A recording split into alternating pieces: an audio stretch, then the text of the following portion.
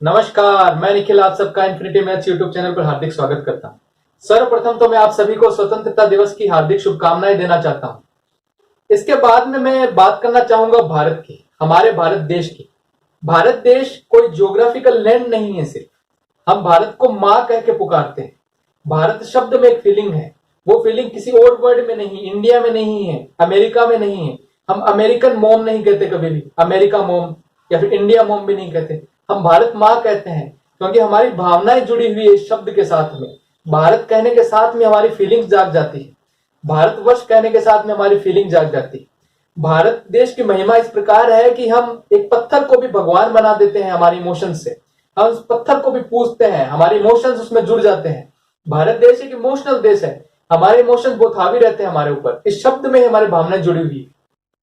तो मैं सोच रहा था अभी क्यों ना हम इस शब्द के बारे में हमारे जो विद्वान सर हैं, हितेश सर हैं, उनसे थोड़ी सी चर्चा कर लें, क्योंकि मैं भी जानना चाहूंगा कि ये हमारा जो शब्द है इसकी उत्पत्ति कहां से हुई, ये शब्द आया कहां से, जो हमारी भावना इस शब्द के साथ जुड़ गई, इतना ताकतवर शब्द जो ये है, ये आया कहां से, इसकी उत्पत्ति कहां से हुई। इसके लिए मैं हितेश सर को इन्वाइट करना चाहूंगा। हितेश सर आ जाइए। ठीक है। नमस्कार दोस्तों, आपका हार्दिक स्वागत है हमारे इस YouTube चैनल पर। और सबसे पहले मैं आपको 74वें स्वतंत्रता दिवस की आपको शुभकामनाएं देना चाहूंगा। और जैसा निखिल सर ने कहा कि हम भारत को भारत नहीं, भारत माँ कह के पुकारते हैं। भारत ही एकमात्र ऐसा देश है जहां पर धरती का पूजन किया जाता है। आपने कहीं सुना है कि मतलब अमेरिका में या लंदन में कहीं और पर जमीन का या धरती का पूजन किया जाता है?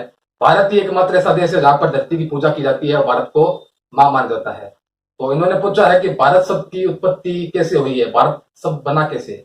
तो मैं आपको बता दूं, इस बात पर अभी भी संशय है, क्योंकि कहते हैं कि यूं तो हम कहते हैं कि मतलब भारत का जो नाम है वो राजा भरत के नाम पर पड़ा है, लेकिन भरत भी तीन हुए हैं, तीन राजा हुए हैं भरत।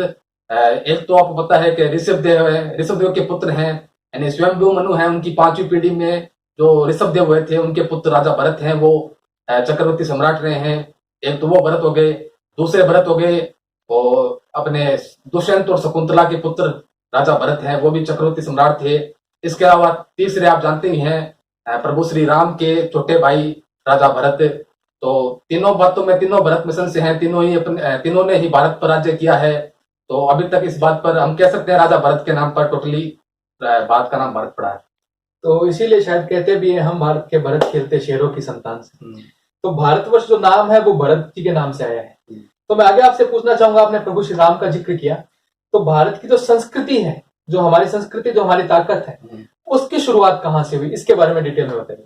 तो दोस्तों, मतलब भारत की संस्कृति के निर्माण में बहुत सारे महापुरुषों का योगदान रहा है, लेकिन हम मर्यादा पुरुषोत्तम और धर्म पुरुष प्रभु श्री राम की बात करेंगे। तो प्रभु श्री राम है, हम जानते हैं कि प्रभु श्री राम ने 14 वर्ष का वनवास लिया था और उन्होंने मतलब अयोध्या से लेकर के रामेश्वरम तक और रामेश्वरम से लेकर श्रीलंका तक मतलब कई यात्राएं, इतनी लंबी यात्रा की उन्होंने।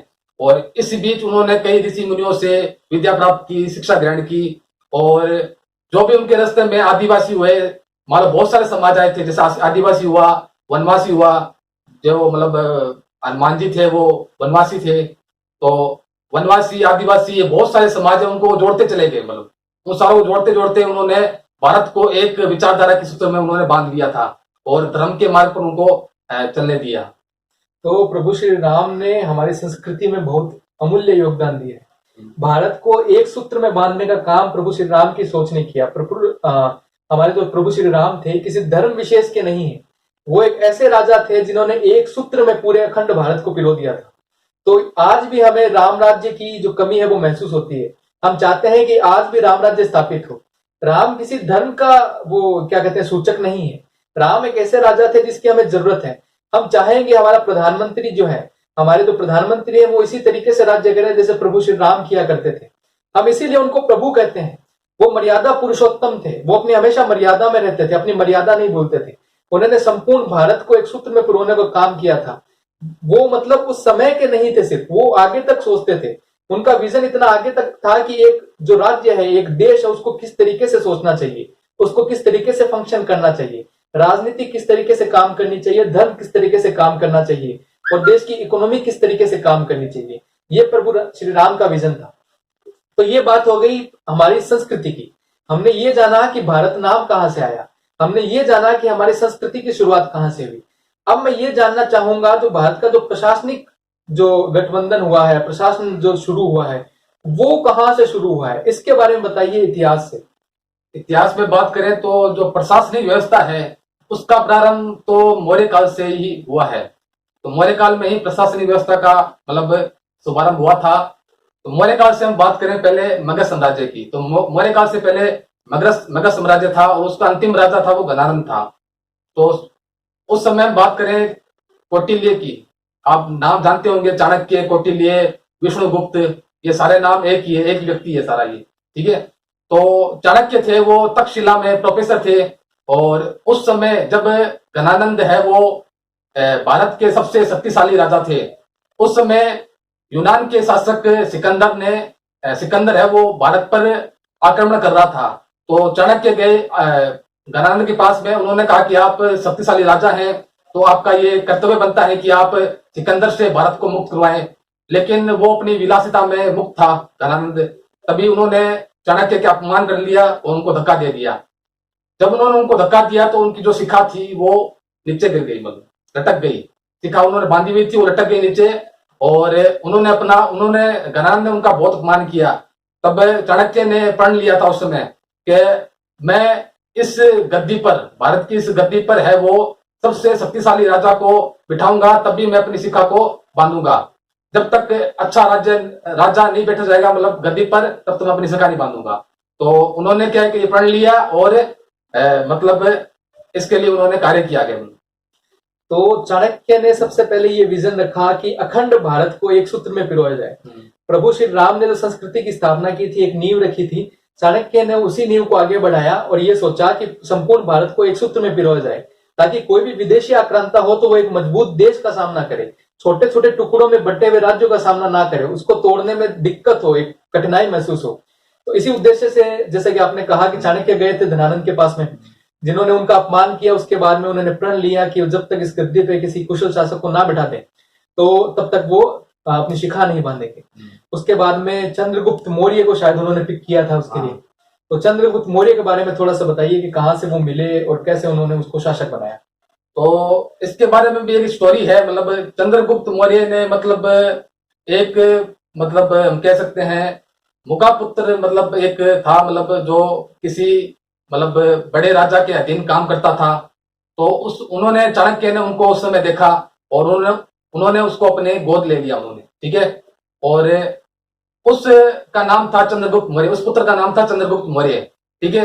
तो उस चंद्रगुप्त मौर्य को उन्होंने इस प्रकार से ट्रेनिंग दी, मतलब कि उनके बुद्धि, शरीर और आत्मा तीनों प्रकार से उनको शिक्षित किया, मतलब इस प्रकार से उनको ट्रेंड किया, मतलब और इस प्रकार उन्होंने चंद्रगुप्त मौर्य को मतलब एक अच्छा शासक बनाया और चंद्रगुप्त मौर्य ने ही गणानंद को फिर हरा करके वो भारत पर अपना राज्य स्थापित किया। तो जैसा कि हितेश सर ने बताया कि चाणक्य 3 तरीके से शिक्षित करते थे, 3 उनके पैरामीटर्स थे, बुद्धि, शरीर और आत्मा, जो हमें आज भी सीखना चाहिए। कुशल शासक में ये तीनों गुण होना चाहिए, ये तीनों गुण उनके शक्तिशाली होने चाहिए। तो धनानंद को हराने के बाद में चंद्रगुप्त मौर्य गद्दी पे बैठे। उसके बाद में सेल्यूकस निकेटर जो सिकंदर के सेनापति हुआ करते थे, उनके साथ उनका युद्ध हुआ। उनके युद्ध में जीतने के बाद में चंद्रगुप्त मौर्य ने संधि कर ली उनके साथ में और उनका राज्य उनके अधीन कर लिया। लेकिन चाणक्य ने सेल्यूकस निकेटर को मारा नहीं। क्यों नहीं मारा, ये चाणक्य से पूछा चंद्रगुप्त मौर्य ने। तो उसने ऐसा कहा कि हमें इसके शासन को सिर्फ अपने में सम्मिलित करना है, शासन को सम्मिलित करने में के लिए उसको मारना आवश्यक नहीं है। उसको गद्दी पे उसी को बैठे रहने दिया और उसकी जो बेटी थी हेलेना, उसके साथ चंद्रगुप्त मौर्य का विवाह करवा दिया। यदि उसका विवाह नहीं करवाता तो ये सेल्यूकस निकेटर फिर से शक्ति अर्जित करके और फिर से आक्रमण कर सकता था। लेकिन कोई भी पिता अपने बेटी के घर में आक्रमण नहीं करता। तो इसलिए राजनीति का जो वहां से शुरू किया चाणक्य ने हेलेना के साथ विवाह करने का, वो आगे भी हमें भारतवर्ष में देखने को मिलता है। कई जगहों पे ऐसा हुआ है कि वैवाहिक संबंधों के द्वारा राज्य को अपने में मिलाया गया, अपने राज्य का विस्तार किया गया है, ना कि सिर्फ ऐसे खून बहा के राज्य का विस्तार नहीं किया गया। अलग अलग तरीकों से राज्य का विस्तार करने की नीति भारत में हमेशा से रही है। तो मौर्य वंश के बाद में भारत का स्वर्णिम काल आता है। भारत के स्वर्णिम काल के बारे में अपने दर्शकों को थोड़ा सा बताइए। तो golden period in Indian history, तो इसको बोलते हैं गुप्त काल। गुप्त काल को बोलते हैं, स्वर्णिम युग बोलते हैं उसको। तो गुप्त काल में ही मतलब जो भारत की राजनीतिक व्यवस्था है उसका प्रारंभ हुआ था। हम जानते हैं कि सम्राट अशोक था, मतलब मौर्य काल की, पहले हम वापस पीछे आते हैं, मौर्य काल की बात करते हैं, सम्राट अशोक की बात करते हैं हम। सम्राट अशोक ने भी प्रशासनिक व्यवस्था में एक अच्छा योगदान दिया था, लेकिन सम्राट अशोक ने पूरे भारतवर्ष पर अधिकार नहीं किया था। उन्होंने उन्होंने सिर्फ छोटे छोटे राज्यों पर अधिकार किया था, जिससे कि पूरा भारतवर्ष है वो एकता के सूत्र में नहीं बंध पाया। लेकिन गुप्त काल में क्या हुआ, क्या राजनीतिक व्यवस्था का प्रारंभ हुआ और समुद्रगुप्त ने पूरे भारत पर अधिकार करके उसको एक ही एकता के सूत्र में बांधने का प्रयास किया। इसलिए हम समुद्रगुप्त को है वो विसेंट स्मिथ ने है वो भारतीय नेपोलियन कहा है। तो भारत का नेपोलियन समुद्रगुप्त को कहा जाता है और गुप्त काल को स्वर्णिम युग भी कहा जाता है, क्योंकि गुप्त काल में भारत का आर्किटेक्चर अपनी चरम सीमा पे था। तो भारत के मंदिर हम आज देखते हैं वो गुप्त युग की ही देन है। भारत की जो आधुनिक भारत को हम देखते हैं वो गुप्त काल की ही देन है। तो उसके बाद में विदेशी आक्रांताओं का आक्रमण शुरू हुआ। तो विदेशी आक्रांताओं में सबसे पहले आक्रमण तो बहुत सारे हुए थे, जैसे कि अलेक्जेंडर द ग्रेट थे, सिकंदर जिनको कहते हैं, वो भी विदेशी थे। उससे पहले भी बैक्टीरिया के शासकों ने आक्रमण किया था। और बाद में भी जो हमारी गुप्त काल से पहले भी शक थे, हूण थे, पल्लव थे, कई विदेशी आक्रांता भारत पे आक्रमण कर चुके हैं। लेकिन वो विदेशी एक तरीके से यहाँ की संस्कृति में ही रम के रह गए थे। विदेशी आक्रांताओं में से कनिष्क का नाम बहुत फेमस है, तो वो एक तरीके से उनको विदेशी मानना सही नहीं होगा, क्योंकि सिकंदर तो पहले ही जा चुका था और उसकी डेथ भी हो चुकी थी बेबीलोनिया में। और सेल्यूकस निकेटर को भी भारत से लगभग बाहर ही था, भारत की भूमि पे नहीं था, और चंद्रगुप्त मौर्य के अधीन ही था सेल्यूकस निकेटर भी। तो कोई इस तरीका का शासक नहीं था जो भारत पे विदेशी कहा जा सके जिसको। सबसे पहले विदेशी आक्रमण जो भारत में हुआ था वो हुआ था सिंध के शासक दाहिर पे, और वो मोहम्मद बिन कासिम ने आक्रमण किया था 7वीं शताब्दी में। उसके बाद में जो मेन आक्रमण मुस्लिम आक्रांता का हुआ था उसके बारे में हितेश हमको बताएंगे, कब से शुरू हुआ था इसके बारे में बताइए। तो उससे पहले मुस्लिम आक्रांताओं की बात करते हैं तो मोहम्मद गजनवी का नाम भी बहुत फेमस है। मोहम्मद गजनवी ने भी यहाँ पर भारत में कई हिंदू मंदिरों को तोड़ा था, मतलब जैसे सोमनाथ का मंदिर उन्होंने तोड़ा था। मतलब तो उस समय से ही जो मुस्लिम आक्रांता है उनका आक्रमण भारत पर प्रारंभ हो गया था और उन्होंने अपनी पैंट यहाँ पर जमाना चालू कर दिया था भारत पर। और उसके बाद में मोहम्मद गौरी और पृथ्वीराज चौहान के बारे में भी बात करेंगे। तो मोहम्मद गौरी और पृथ्वीराज चौहान की आपने जिक्र किया है। मोहम्मद गजनवी था, वो एक तरीके से इस तरीका का आक्रांता था, जैसे कि आपने कहा, वो मंदिरों को लूटता था। उसका मेन जो उद्देश्य होता था वो लूटपाट होता था, वो धन यहाँ से एकत्रित करता था और वहां पे ले जाता था। लेकिन मोहम्मद गौरी के आने के बाद में भारत की राजनीति ही बदल गई। मोहम्मद गौरी और पृथ्वीराज चौहान के बारे में थोड़ा सा बताइए। तो पृथ्वीराज चौहान है वो अजमेर के सबसे मतलब शासक थे, अजमेर के वो, और भारत के वो सबसे शक्तिशाली शासक उस समय माने जाते थे। मतलब और पृथ्वीराज चौहान के बारे में, पृथ्वीराज चौहान ने कई राज्यों को जीता था। मतलब उन्होंने कन्नौज के जो जयचंद घेड़वाल है उनकी पुत्री को, जो उसका नाम शिवंगिता था, मतलब उसको भी उन्होंने वहां से मतलब लेके आए थे, उन्होंने उनके साथ विवाह किया था। और इसके अलावा उन्होंने कई राज्यों को जीता था। लेकिन मोहम्मद गौरी के साथ में जब उनका प्रथम विश्व युद्ध हुआ 1191 में हुआ युद्ध, इसे हम तराइन का प्रथम विश्व भी बोलते हैं। तो उस युद्ध में क्या है कि मोहम्मद गौरी को उन्होंने बहुत बुरी तरीके से घायल कर दिया था। लेकिन उनकी सबसे बड़ी भूल ये रही थी कि उन्होंने उन्हें जिंदा छोड़ दिया, मोहम्मद गौरी को। तो सबसे बड़ी भूल थी, भारत के इतिहास में सबसे बड़ी भूल मान सकते हैं जब वो जो पृथ्वीराज चौहान ने की थी। मतलब और उनका जो उनको सबक मिला, मतलब पृथ्वीराज चौहान ने जो भूल की थी तो उसका जो उनको रिजल्ट मिला वो 1192 में मिला, तराइन के द्वितीय विश्व युद्ध में। तो उस समय मोहम्मद गौरी ने, जब पृथ्वीराज चौहान के सैनिक है वो अपने आमोद प्रमोद में मतलब खुश थे, अपनी मतलब मजे ले रहे थे, उस समय उन्होंने सुबह 4 बजे के समय पर उन्होंने आक्रमण किया था मोहम्मद गौरी ने, और उस समय उनकी हार हो गई। तो जैसा कि देश चंद ने बताया, पृथ्वीराज चौहान की 1192 में तराइन के द्वितीय युद्ध में जो हार हुई थी, उसके बाद में भारत की राजनीति ने एक अलग मोड़ ले लिया। उसके बाद में यहाँ पे मुस्लिम शासन स्थापित हो गया था। 1192 तक आक्रमण हुए थे लेकिन कोई शासन स्थापित नहीं हो पाया था, कोई मजबूत शासक नहीं था उस समय तक। उसके बाद में मुस्लिम शासकों ने शासन करना आरंभ कर दिया था। 1191 में जब आक्रमण किया था मोहम्मद गौरी ने, तब पृथ्वीराज चौहान ने उनको बुरी तरह पराजित कर दिया था। लेकिन 1192 का युद्ध जो था वो पृथ्वीराज चौहान हार गए थे। इस पे भी आगे बहुत सारी अलग अलग जो ऑथर है उन्होंने अलग अलग चीजें लिखी है। तो उनके जो दोस्त हुआ करते थे पृथ्वीराज चौहान के, चंद बरदाई, उन्होंने एक उसके ऊपर लिखी है पृथ्वीराज रासो। तो पृथ्वीराज रासो में एक जिक्र आता है कि वहां पे जब उनको लेके चला गया था जयचंद नाम आ रहा है, मोहम्मद गौरी, तो उन्होंने बहुत उनको अत्याचार किए थे, उन पर टॉर्चर किया था उनको। उसके बाद में जयचंद फिर से नाम आ रहा है, चंद बरदाई उनसे मिलने गए। तो चंद बरदाई को उन्होंने बोला कि चंद तू ऐसे ही आ गया मेरे पास में, कोई चाकू लेके आता, कोई खंजर लेके आता, तलवार लेके आता तो मेरे सीने में घोंप लेता, ऐसे जीवन से तो मौत ही बेहतर है। तो चंद ने उसको एक प्लान बताया कि मैं आपकी जो शब्द वेदिबाण विद्या है उसका जिक्र करूंगा उसके सामने, मोहम्मद गौरी के सामने, और आप उसी विद्या से उसका मर्डर कर देना, मर्डर नाम आ रहा है, उसको मार देना। तो फिर उसने बताया मोहम्मद गौरी के सामने कि ये बिना देखे शब्दों पे तीर चला सकते हैं। तो आयोजन किया मोहम्मद गौरी ने। फिर मोहम्मद गौरी बैठा अपने उस पे, क्या बोलते हैं उसको, सिंहासन पे, और मोहम्मद गौरी ने अपने जो दूत थे उनको बोला कि बेल बजाइए और बोलिए पृथ्वीराज चौहान को। तो पृथ्वीराज चौहान ने बोला कि मैं किसी दूत की आज्ञा नहीं मानता, मैं राजा हूं, राजा की आज्ञा मानता हूं, यदि आप मुझे आज्ञा दें तो ही मैं ये अपनी प्रदर्शनी दिखाऊंगा। तो मोहम्मद गौरी ने बोला ठीक। तो मोहम्मद गौरी उठ के घंटा बजाने के लिए गया। मोहम्मद गौरी ने जैसे घंटा बजाया वैसे चंद बरदाई बोले, 4 बांस 24 गंज आंगुल अष्ट प्रमाण, ताके पर सुल्तान है मत चूको चौहान। और पृथ्वीराज चौहान ने बिना देखे सीधा तीर चलाया और मोहम्मद गौरी को वहीं पे मार दिया। उसके बाद दोनों दोस्तों ने चाकू से एक दूसरे की हत्या कर ली और वहीं पे पृथ्वीराज चौहान का अंत हुआ। उसके बाद में भारत में मुस्लिम शासन स्थापित हुआ मोहम्मद गौरी के बाद में। तो मोहम्मद गौरी के बाद में भारत की राजनीति मुस्लिम शासकों के काल में कैसी रही उसके बारे में बताइए।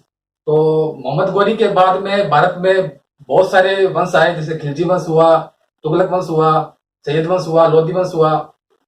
तो इनकी बात तो हम नहीं करेंगे, तो वीडियो बहुत लंबा चला जाएगा। तो सीधे आ जाते हैं हम मुगल शासक पर।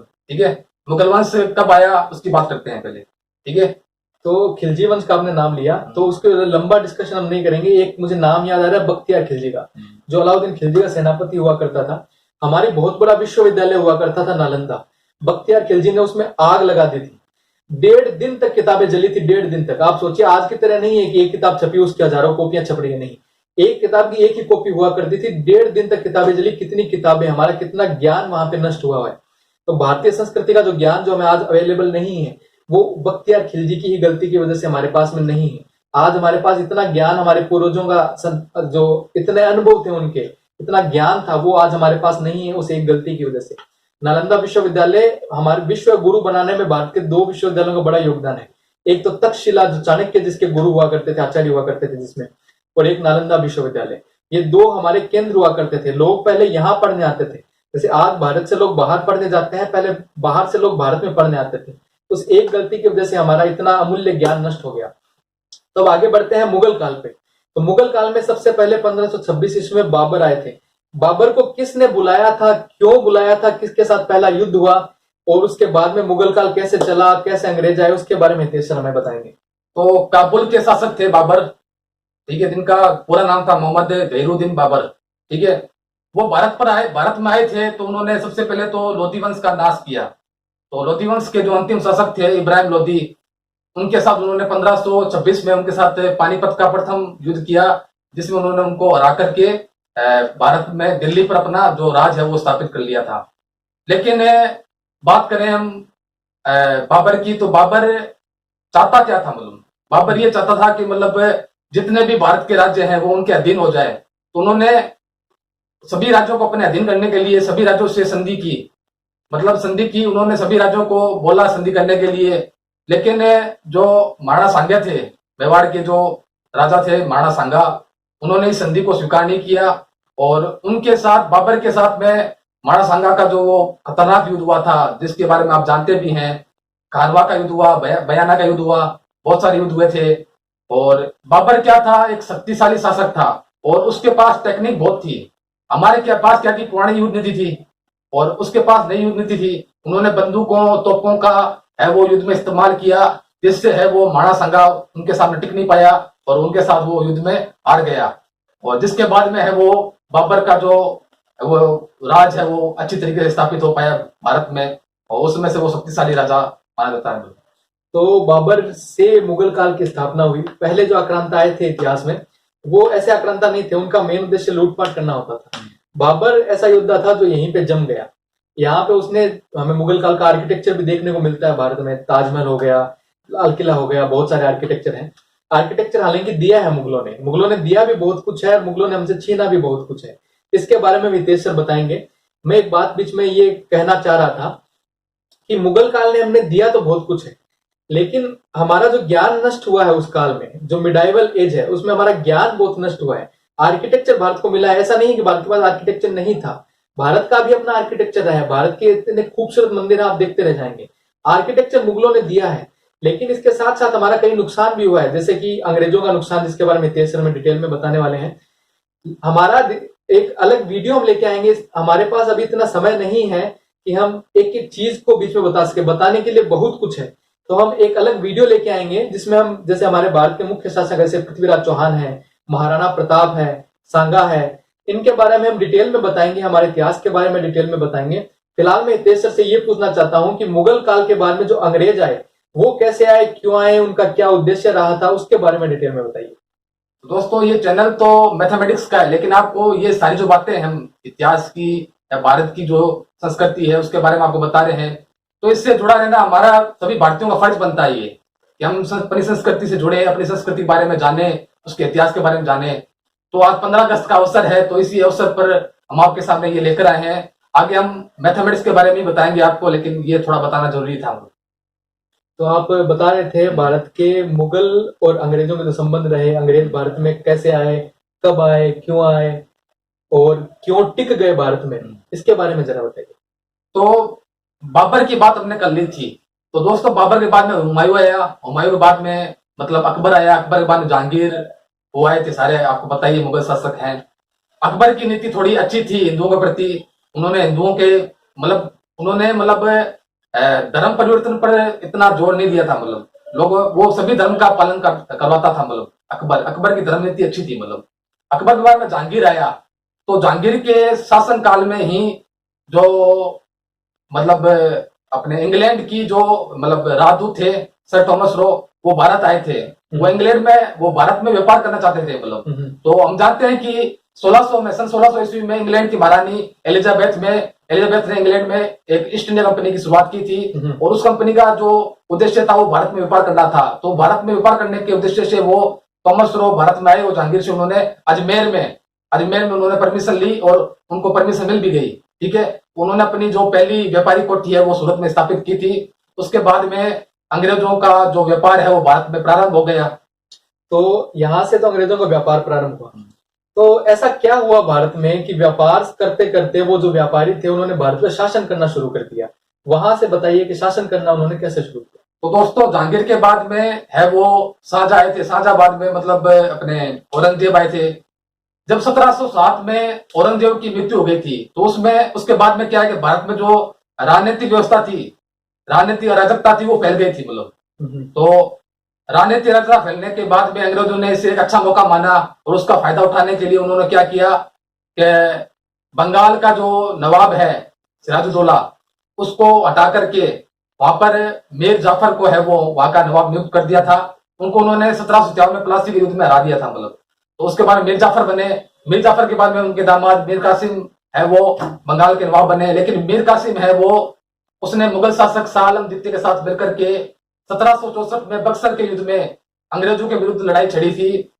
उस युद्ध में भी वो है वो अंग्रेज जीत गए थे। तो उसके बाद में अंग्रेजों का प्लासी के युद्ध के बाद में ही वो मतलब भारत में उन्होंने प्रशासन व्यवस्था को प्रारंभ कर दिया था। मतलब तो 1764 में बक्सर के युद्ध के बाद में अंग्रेजों का स्थापत्य यहाँ पे हो गया था, शासन का स्थापत्य यहाँ पे हो गया था। ऐसा नहीं है सिर्फ अंग्रेजी थे, पुर्तगाली भी थे, फ्रेंच भी आए थे, डच भी आए थे, लेकिन मूलतः जो भारत पे शासन किया था वो शासन किया था अंग्रेजों ने। इसलिए हम अंग्रेजों की ही बात कर रहे हैं। नवाब सिराजुद्दौला के बारे में बताने को बहुत कुछ है, चल उसके बारे में अलग से वीडियो लेके आएंगे। फिलहाल हम बात करते हैं कि अंग्रेजों की स्थापना हो गई, उसके बाद में अंग्रेजों ने कई साल तक राज्य किया और उसके बाद में भारत में क्रांति की लहर जागनी शुरू हुई। क्रांति की लहर 1857 में बन के उभरी प्रथम स्वतंत्रता संग्राम के रूप में। प्रथम स्वतंत्रता संग्राम 1857 के बारे में हमारे दर्शकों को बताइए। तो दोस्तों जैसे ही अंग्रेजों ने यहाँ पर शासन करना प्रारंभ कर दिया था भारत में, तो वो क्या करते थे कि हिंदू मुस्लिम उन दोनों के बीच में राजनीति करवाते थे। मतलब उनको पता था यहाँ पर एकता नहीं है, तो उन्होंने इसी बात का फायदा उठाया और उन्होंने यहाँ पर हिंदू मुस्लिम के बीच में मतलब इन दोनों समाज में वो उन्होंने बीच में आग लगाने का काम किया था मतलब। तो इससे क्या हुआ, हिंदू मुस्लिम को अपने जो धर्म है, अपना मान है, अपनी संपत्ति है, अपने जीवन के बारे में उनको चिंता होने लगी, हिंदू मुस्लिम दोनों समाज को। तो ये गुस्सा है वो उनका अंग्रेजों प्रति बनने लगा। तो ये गुस्सा धीरे धीरे बढ़ता हुआ इसने चिंगारी का रूप ले लिया और 1857 की क्रांति में ये एक चिंगारी उभर कर सामने आई। और मतलब उस समय बहुत खतरनाक युद्ध हुआ था 1857 की क्रांति में। और उसके बारे में आपको बताऊं, उसके कुछ कारण थे। एक तो था ये गुस्सा, मतलब भारतीयों का जो अंग्रेजों प्रति गुस्सा था वो एक बड़ा कारण था। इसके अलावा 1757 में जो प्लासी का युद्ध हुआ था, वहां से लेकर के जो 1857 है, 100 वर्षों में है वो अंग्रेजों प्रति भारतीयों का गुस्सा बढ़ता चला गया और उन्होंने आग का रूप ले लिया। आग में घी डालने का काम कब हुआ, जब वो सैनिक असंतोष उत्पन्न हो गया भारत में। जब सेना में अंग्रेजों ने क्या किया था कि एक एनफील्ड राइफल का निर्माण किया था, जिसमें जो कारतूस वगैरह लगते थे वो गाय और सुअर की जो चर्बी है उससे बनते थे मतलब। तो राइफल में जब हम कारतूस डालते थे तो उस कारतूस के ऊपर की चर्बी थी उसको अपने मुंह से मतलब खींचना पड़ता था, उसके बाद वो कारतूस है वो राइफल में लगता था। जब सैनिक जो हिंदू सैनिक थे उनको अपना धर्म भ्रष्ट होने की चिंता होने लग गई। और एक तो ये कारण रहा। इसके अलावा लॉर्ड कैनिंग है जो 1856 में लॉर्ड कैनिंग ने एक अधिनियम पारित किया था, जिसमें उन्होंने नए जो भारतीय सैनिक है उनको इस शर्त पर लगाने का निर्णय लिया, अगर ये भारतीय सैनिक सरकार को जब भी आवश्यकता होगी सैनिकों की तो उनको आना ही पड़ेगा, मतलब उनको कम वेतन देना। ये सारे कारण थे, सैनिक असंतोष होना, ये सारे कारण 1857 के कारण बने। 1857 की क्रांति के ऐसा नहीं है कि कोई परिणाम नहीं निकला, लंदन तक हिल गया था। महारानी विक्टोरिया ने जो शासन था वो ईस्ट इंडिया कंपनी से अपने हाथों में ले लिया था। अब वो क्राउन के डायरेक्ट कंट्रोल में आ गया था भारत। तो क्राउन के डायरेक्ट कंट्रोल में आने के बाद 1857 से 1947 तक भी बहुत सारे भारत में क्रांतियां भी छोटे छोटे चेंजेस हुए, बहुत सारे क्रांतिकारी आए। एक बार ब्रीफ में छोटा सा बता दीजिए 1857 से 1947 के बीच में। 1857 की क्रांति की शुरुआत कहां से हुई थी मैं आपको पहले बता दूं। 1857 की क्रांति है वो बैरकपुर छावनी की जो इन्फेंट्री है 19वीं और 34वीं, इन दोनों इन्फेंट्री में है वो मतलब इस 1857 की शुरुआत हुई थी क्रांति की। और मंगल पांडे था, उन्होंने अप्रैल 1857 में है वो लेफ्टिनेंट बोक को गोली मार उनकी हत्या कर दी थी और बाद में उनको मंगल पांडे को भी फांसी पर लटका दिया गया था। उस समय से ही बैरकपुर छावनी से ही 1857 की क्रांति की शुरुआत हो चुकी थी और ये एक बहुत बड़ा संग्राम बन चुका था। इसको हम प्रथम स्वतंत्रता संग्राम भी कहते हैं। तो आप बता रहे थे 1857 से 1947 के बीच में जो प्रथम स्वतंत्रता संग्राम के बीच से जो हमारा मेन जो हमें आजादी मिली उसके बीच में जो हुआ उसके बारे में एक बार ब्रीफ में बता दीजिए। उसके बारे में अभी ज्यादा तो नहीं बता पाऊंगा मैं आपको, क्योंकि समय बहुत लग जाएगा। कोई बहुत बड़ी 100 सालों के बीच में बहुत बड़ी बातें, बहुत सारे महापुरुष आए हैं, तो सारों बारे बताना तो मुश्किल होगा। लेकिन मैं आपको एक बताऊं वीडी सावरकर के बारे में। तो वीर दामोदर सावरकर है वो महाराष्ट्र के प्रमुख क्रांतिकारियों में से एक थे। तो वीडी सावरकर को हम वीर सावरकर भी कहते थे। वीर सावरकर ने ही मतलब जो 1857 की क्रांति थी उसको प्रथम स्वतंत्रता संग्राम कहा था। यानी आजादी की जो पहली लड़ाई है वो वीडी सावरकर ने ही प्रारंभ की थी। वीडी सावरकर ने 1904 में नासिक में एक मित्र मेला नाम से एक संस्था स्थापित की थी और जो ये संस्था है वो धीरे धीरे एक सीक्रेट ऑर्गेनाइजेशन में चेंज हो गई थी, जिसका नाम था अभिनव भारत। अभिनव भारत में है वो बम चलाना, शस्त्र बनाना, ये सारी ट्रेनिंग दी जाती थी मतलब। तो 1900 उसके बाद में जो वीडी सावरकर है वो 1906 में श्यामजी कृष्ण वर्मा द्वारा लंदन में स्थापित एक इंडिया हाउस नाम से एक संस्था है, जहां पर उन्होंने अपनी बैरिस्टर की पढ़ाई करने के लिए वहां पर चले गए थे लंदन में। और वहीं से उन्होंने वो मतलब आजादी की पहली लड़ाई की शुरुआत की थी। तो हमारे आजादी की लड़ाई में बहुत सारे क्रांतिकारियों का योगदान रहा है, जैसे कि चंद्रशेखर आजाद, भगत सिंह, वीडी सावरकर, महात्मा गांधी, सुभाष चंद्र बोस, रानी लक्ष्मीबाई, मंगल पांडे और तात्या टोपे, बहुत सारे हैं। सबको मैं नमन करना चाहूंगा एक बार। हमारी पूरी इन्फेंट्री मैच की तरफ से उनको नमन है, संपूर्ण भारत की तरफ से उनको नमन है, जिनकी वजह से आज हम आजादी की सांस ले पा रहे हैं। हमारे हितेश सर के बारे में बता दूं, इनका जो परिवार है वो भी पाकिस्तान से भारत में आया है। इनके लिए आजादी बहुत मायने रखती है। एक बार मैं इनसे इनके इमोशंस जानना चाहता हूं आजादी के बारे में। इनकी क्या राय है आजादी के बारे में, अपने इमोशंस बताइए दर्शकों को। तो दोस्तों रियल मायने में जो आजादी है वो हिंदुस्तान में ही है दोस्तों। आप वर्तमान देख सकते हैं पाकिस्तान में जो हिंदू माइनॉरिटी है, मान लो माइनॉरिटी में जो भी है वहां पर हिंदू है जैसे, तो उनके साथ कैसा बर्ताव हो रहा है। वहां पर वो आजाद नहीं है।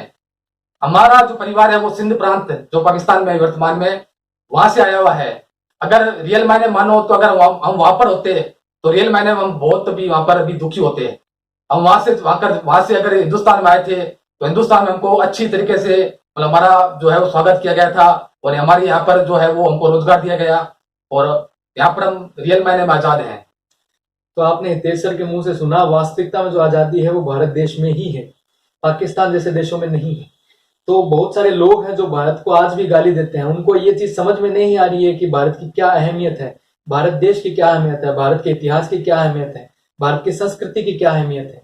तो मैं हितेश सर से पूछना चाहूंगा, इसके अलावा यदि आप कुछ कहना चाहते हैं तो एक बार बता दें। तो दोस्तों, मौर्य काल में जो अशोक सम्राट था उन्होंने मतलब प्रशासनिक व्यवस्था में एक सिद्धांत दिया था जिसे हम पितृ सिद्धांत कहते हैं। उन्होंने अपनी सारी प्रजा को अपनी संतान की तरह माना था। लेकिन वर्तमान में क्या है, नेता क्या करते हैं, सिर्फ अपने परिवार को ही अपनी संतान मानते हैं, बाकी जनता को तो वो अपना सौतेला बेटा मानते हैं।